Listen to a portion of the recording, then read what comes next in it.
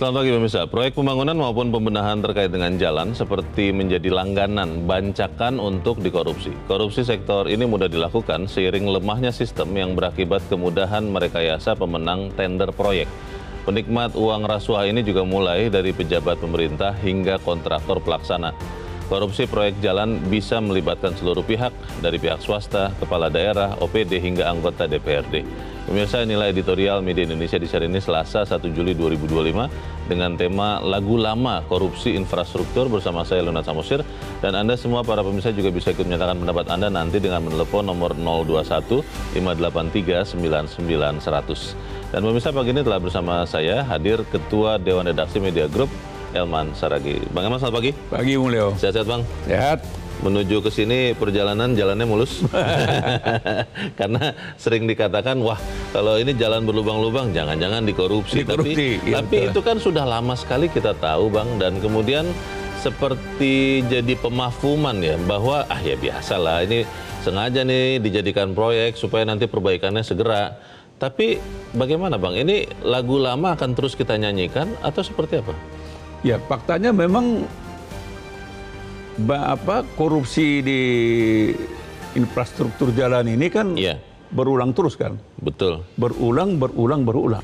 Jadi nggak salah kalau disebutkan sebetulnya kan korupsi kata seperti yang terjadi di Mandailing Natal ini, lagu lama berulang lagi gitu kan. Penyanyinya saja ganti-ganti. Ya, pemainnya aja yang berbeda. Pemainnya ganti-ganti, ya. Jadi berulang. Pertanyaannya sebetulnya mengapa lagu lama yang berulang kembali ini kok berulang lagi gitu kan? Kan itu soal kan. Dan biasanya memang yang menjadi pemain utamanya adalah pastilah dinas PU kan. Dan di dinas PUPR ini anggarannya memang sangat besar. Karena itu memang wilayah mereka. Dan biasanya dinas-dinas ini selalu bersahabat dengan tanda kutip ya, dengan kepala daerahnya gitu kan. Hubungan dekat lah. Sangat dekat. Sangat dekat. Nah, mungkin inilah yang sebetulnya yang harus dicari tahu mengapa hubungan itu selalu dekat. Dan ini akan membuat korupsi di sektor ini akan berulang. Sebetulnya kan, Bang, ada pengawas, ada inspektorat.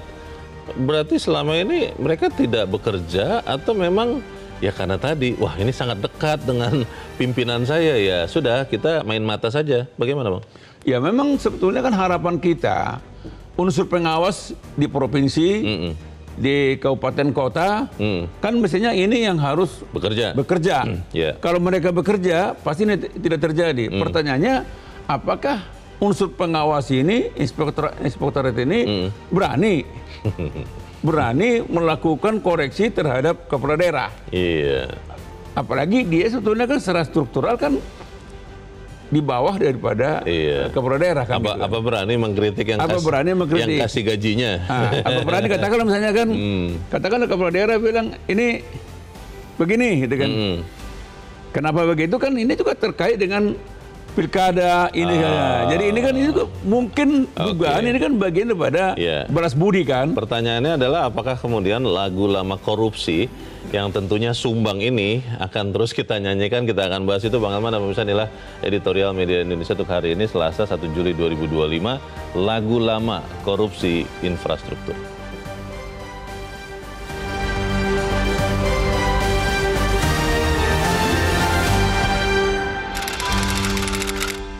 Lagu lama korupsi infrastruktur.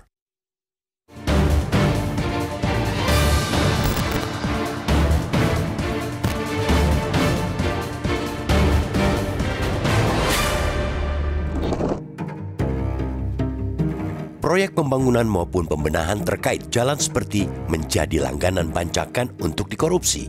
Korupsi sektor ini mudah dilakukan seiring lemahnya sistem yang berakibat kemudahan merekayasa pemenang tender proyek.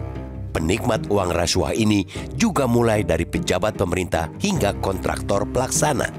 Korupsi proyek jalan bisa melibatkan seluruh pihak, dari pihak swasta, kepala daerah, OPD, hingga anggota DPRD.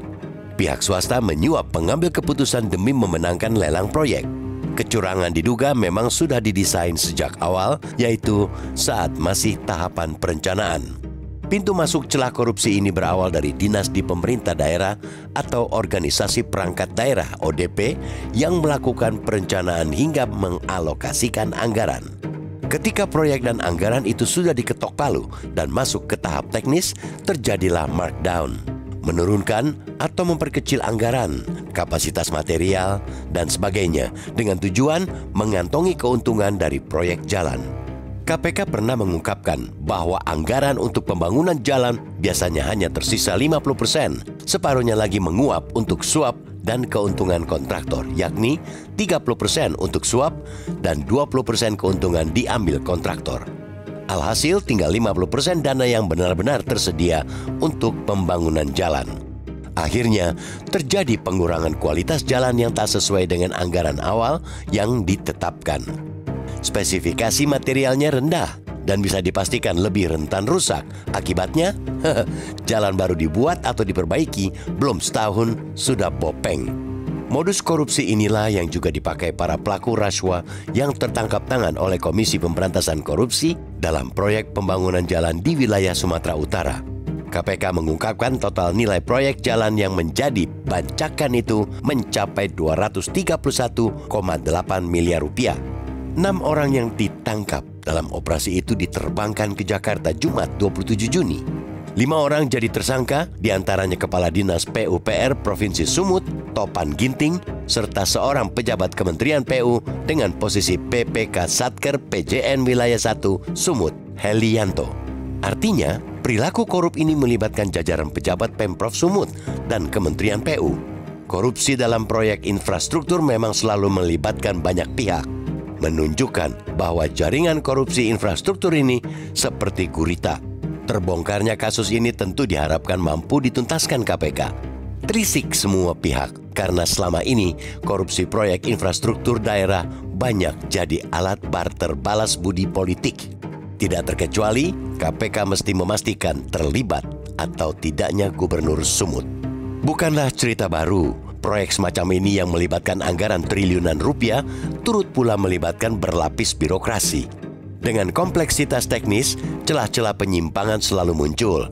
Ibarat kisah lama yang terus berulang, korupsi pada proyek pembangunan dan preservasi jalan selalu jadi ladang subur korupsi. Karena bukan hanya proyek pembangunan, melainkan juga proyek politik. Lebih tepatnya, proyek balas budi politik. Bagaimana memutusnya? Reformasi sistem pengadaan proyek harus benar-benar dijalankan dengan transparansi penuh. Begitupun pembenahan integritas birokrasi menjadi kunci utama. Karena betapapun baiknya sistem, jika birokrasi tetap bobrok, sistem bakal diakali. Komitmen dan janji Presiden Prabowo untuk membumi hanguskan korupsi di negeri ini butuh segera mewujud dalam kebijakan dan tindakan. Jika dibiarkan, dampaknya sangat luas. Bukan hanya pada rusaknya infrastruktur atau kebocoran anggaran, melainkan juga akan mendegradasi bangsa ini.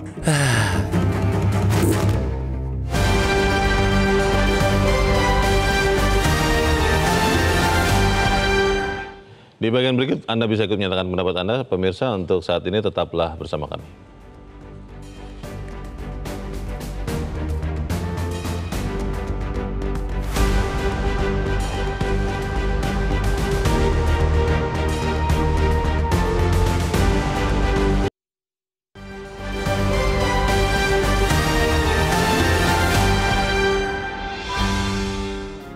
Media Indonesia mengajak Anda untuk mengakses fitur premium e-paper. Dengan sajian konten berbasis intelektual dan meneguhkan kebangsaan, Media Indonesia tampil dengan lebih dinamis melalui e-paper Media Indonesia yang dapat Anda akses kapan saja, di mana saja. Caranya mudah, download aplikasi Media Indonesia di Android atau ketik link e-paper.mediaindonesia.com atau bisa scan QR Code pada layar kaca Anda. Klik tab e-paper di bagian samping layar tablet Anda, daftarkan data diri, serta pilih paket berlangganan e-paper Media Indonesia sesuai dengan kebutuhan Anda. Nikmati juga bonus spesial tambahan 4 halaman rubrik fokus setiap hari. Semua bisa Anda dapatkan hanya di e-paper Media Indonesia. Untuk informasi lebih lanjut, hubungi customer service di nomor 0811 1201 2018 atau kunjungi media sosial @mediaindonesia. Media Indonesia, referensi bangsa. Terima kasih Anda masih bersama kami dan kita akan mendengarkan pendapat pemirsa dulu ya Bang Eman. Kita saat ini sudah terhubung dengan pemirsa di Batam, Kepulauan Riau. Ada Pak John Veto. Pak John, selamat pagi. Selamat pagi, Bung Leo. Selamat pagi, Bung Elman. Salam sehat. Selamat pagi, Pak John. Ya. Bagaimana Pak pendapat Anda? Silakan Pak, singkat padat saja. Silakan Pak John. Iya, dengan tema pagi hari ini lagu lama korupsi infrastruktur. Iya. Jadi begini, memang betul kata Bung Elman tadi. Ini lagunya lama, cuma casing kasetnya diganti-ganti kan. Jadi ini sebenarnya begini, Bung Leo, Bung Elman. Kalau saya terima setiap pidato sambutannya Presiden Prabowo itu tidak ada satu kalimat pun yang tidak menyinggung masalah korupsi, malah sampai dia dulu mau mengejar korupsi sampai ke Antartika. Sekarang di hadapan dia korupsi kan gampang aja sekarang nangkap contoh yang kayak di Mendiling Natal. Ini si Topan ini yang pelaku ini yang kadisnya PUPR ini kan kesayangannya saudara kita juga gubernurnya. Ya, takkan mungkin OTT itu kan standarnya kan aliran uangnya kemana-mana kan udah tahu itu. Cuma kan kenapa cepat betul di OTT gitu kan. Ini kan panjang lagi, kita tengok aja. Tapi yang begini-begini ini Bung Elman, ini terjadi, boleh katakan masih terjadi di mana-mana. Baik. Apalagi dengan efisiensi sekarang ini. Ini yang harus apa? Kita syukur juga Prabowo itu aja disebutkan. Baik, terima kasih Pak John Veto di Batam, Kepulauan Riau untuk pendapat Anda. Selamat pagi Pak. Pak John, Bang Eman mengatakan aliran dananya ditelusuri. Kira-kira bisa ketahuan Bang dari aliran dana korupsi ini? Ya, kalau kita lihat dari kasusnya ya, ini kan baru tahap awal. Iya. Kalau menurut KPK, memang mereka akui ini kan tahap pencegahan. Jadi belum terjadi sebenarnya. Ya kan? Jadi belum, proyeknya juga belum jalan kan, baru akan. Sehingga memang aliran dananya juga masih kecil ini. Jadi masih, kalau hanya berdasarkan aliran dana, Poldeman itu, tipis kemungkinan untuk menyasar yang lain. Nah, tergantung sebetulnya sekarang kalau mau menukik ya, kan konon katanya KPK tidak menutup kemungkinan untuk memeriksa Gubernur Sumatera Utara, Bobi kan? Ya, tapi kalau dari sisi aliran dana itu ya mungkin tidak mudah ya, karena belum ada uang yang beredar. Nah, tinggal lagi kalau misalnya si Topan Ginting ini, Kepala Dinas ini mau menjadi justice kolaborator, dia bisa mengungkapkan secara detail rencana besarnya. Mungkin dari situ baru bisa pintu masuk untuk bisa menyasar, mentersangkakan yang lain. Bisa ke atas, bisa ke samping, bisa ke bawah kan gitu kan. Tapi kan ini hanya kesaksian Bang. Konon katanya kalau di pengadilan kesaksian itu alat bukti yang paling lemah karena orang bisa saja berbohong. Bagaimana tuh Bang? Loh, artinya kan bisa aja misalnya katakanlah salah satu di antara tersangka ini mengatakan kalau tidak atas perintah dia, kita tidak melakukan ini gitu kan. Dan itu pasti ada bukti-bukti ya? Ya pasti ada. Ada surat mungkin. Ada bukti rapat, ada rapat, ada ini, ada saksi gitu. Jadi itu juga bisa. Jadi memang sangat tergantung kepada salah satu dalam hal ini kepala dinas PU-nya. Kalau dia mau menjadi justice kolaborator, dia buka, itu bisa menukik ke atas, bisa menukik ke samping, bisa ke bawah. Hingga sekarang baru 5 tersangka kan, bisa beranak pinak ini. Tergantung bagaimana kecerdasan penyidik KPK untuk memeriksa para tersangka ini. Kalau kemudian misalnya nih Bang, kan sering terjadi di banyak kasus termasuk yang korupsi infrastruktur yang sudah tertangkap itu akhirnya pasang badan begitu Bang. Ya sudahlah, kita diam saja, kita saja yang menanggung. Nggak ketahuan nih Bang kemana-mana Bang. Kalau pasang badan selesai. Hanya 5 tersangka. Jadi memang di situ sebetulnya menjadi soal mengapa sebetulnya kan kasus-kasus seperti ini tak berulang. Karena selalu diselesaikan hanya di tingkat pelaksana aja kan. Dilokalisir di situ. Istilahnya kalau dalam istilah mafioso itu semuanya pecah di perut. Tidak ada yang dibuka gitu kan. Nah, kalau itu terjadi memang ya nasibnya yang bakal tersangka tidak jadi tersangka kan gitu kan. Nah, jadi memang itu jadi soal. Tapi sebetulnya kalau KPK mau lebih tajam dengan berbagai cara, mestinya bisa. Mestinya bisa. Harusnya bisa. Harusnya bisa. Pertanyaan besarnya adalah begini Bang, ini kan untuk kesekian kalinya korupsi infrastruktur. Kembali lagi tadi, kalau pengawasnya atau inspektorat itu adalah anak buah dari kepala daerah, yang secara sederhana adalah orang yang menggaji dia, apa mungkin kemudian dia akan mengatakan atasannya ini salah, atasannya ini ikut korupsi? Kalau itu terus terjadi, ini kan artinya lingkaran setan, Bang. Bagaimana memutusnya, kita akan bahas di bagian berikut, dan pemirsa tetap bersama kami, Editorial Media Indonesia, segera kembali.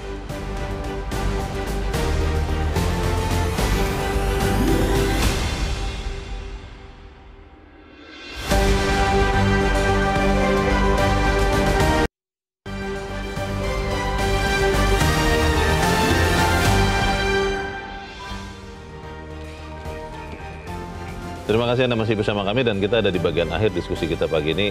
Bang Elman, selalu kalau kita lihat di kasus-kasus korupsi ya, termasuk yang terkait infrastruktur, kita masih ingat ada kasus dulu yang melibatkan kader-kader partai yang lain. Saya tidak sebut namanya tapi orang-orang sudah tahu itu karena mereka rame-rame mengatakan tidak kepada korupsi. Ternyata kemudian sekian waktu kemudian korupsi.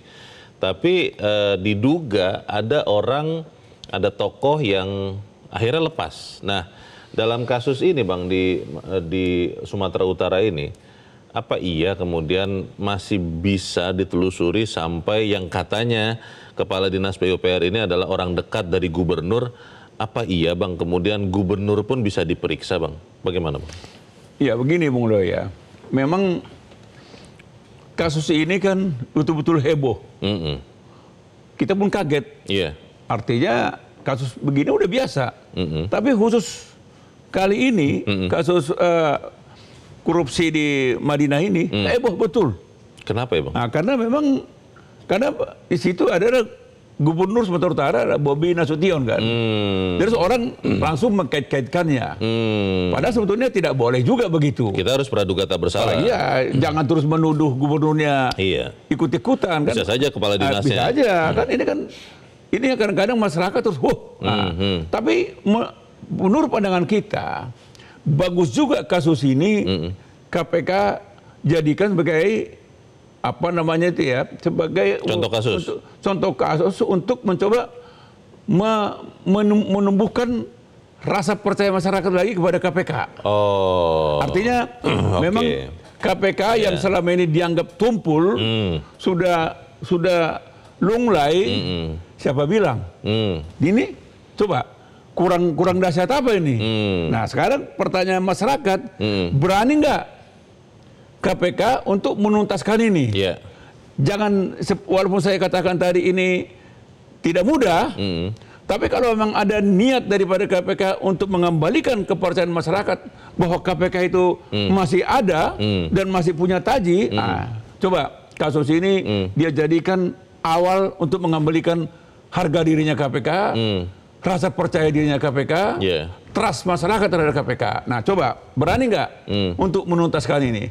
Tapi kalau hanya seperti yang Bung Leo katakan tadi, hanya 5 tersangka saja, ya memang masyarakat lagi-lagi kan, nah nggak berani kan? Nah dan seperti yang Anda katakan tadi, kasus-kasus yang dulu itu juga, yang katakan tidak itu kan juga hanya di level pelaksana. Tapi kan masyarakat kan dulu menduga-duga. Ada si ini nih. Ada nggak mungkin ini. Si itu harusnya ikut. Nah ini juga KPK harus berani membuktikan ini. Kalau memang tidak ada, clear. Inilah jelas pembuktiannya. Inilah jelas pembuktiannya. Dan memang orang nggak meragukan KPK. Tapi kalau nanti memang katakanlah misalnya sudah ada, katakanlah informasi dari salah satu tersangka mengarah, tapi tidak follow up, tidak dipastikan. ini masyarakat akan mengatakan ternyata memang KPK ya begini aja kan itu. Iya. Gitu, Bang, sedikit terkait dengan korupsi infrastruktur ini. Ada tidak jalan keluar supaya kemudian inspektorat itu atau ya pengawas-pengawas itu akhirnya memang benar-benar ada gunanya, Bang? Sebetulnya itu tidak mudah. Tetapi kan mestinya gini. Dari awal sudah harus diingatkan bahwa khusus untuk kepala dinas PUPR memang nggak boleh terlalu dekat dengan kepala daerah. Nah, itu salah satu. Sehingga memang dari awal orang sudah waspada kan. Tapi ini kan konon katanya kepala dinas PU ini kan dulunya kan camat. Dari camat langsung kepala dinas PU di Kota Madia. Habis Kota Madia Medan, habis itu pelaksana tugas Sekda Kota Madia Medan. Begitu Pak Bobi jadi gubernur, dia pun ikut jadi kepala dinas PU. Nah, ini dari awal sebetulnya kan orang, jadi sekali lagi katakan salah satu di antara untuk mencegah itu dicegah jangan sampai kepala dinas PU bersahabat dengan kepala daerah di mana saja pun. Kita harap dan kita tunggu sama-sama langkah dari KPK untuk memastikan bahwa memang semua warga negara bersamaan kedudukannya di hadapan hukum. Bang Elman, terima kasih sudah di tempat ini. Selamat pagi, Bang. Dan pemirsa, kita berharap betul bahwa lagu lama korupsi infrastruktur ini tidak terus dinyanyikan dan kita tetap melihat bahwa negara ini adalah negara hukum yang mengedepankan hukum dan semua warga negara bersamaan kedudukannya di hadapan hukum. Saya Leonard Samosir, berterima kasih Anda sudah menyimak editorial Media Indonesia pagi ini. Terus jaga kesehatan Anda, terus jaga nurani Anda. Selamat pagi, sampai jumpa.